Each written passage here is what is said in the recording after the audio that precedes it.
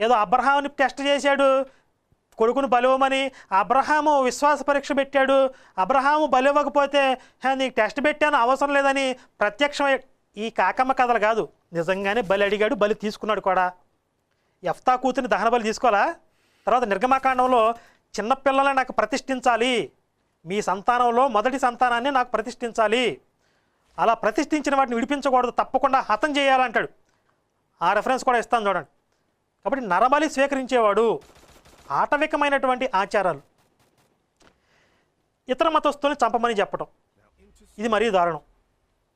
ఎవరో ఎక్కడో వాళ్ళ దేశాలలో వాళ్ళ యొక్క దేవతలను ఆరాధించుకుంటుంటే మీరెళ్ళి ఆ దేశాల మీద పడి ఆ ప్రార్థనా మందిరాలను ధ్వంసం చేసి వాళ్ళ దేవతా ప్రతిమలు నరికి అగ్నితో కాల్చి వాటి పేర్లచ్చట లేకుండా నశింపజేయవలెను, వాళ్ళందరినీ నిర్మూలనం చేయవలెను.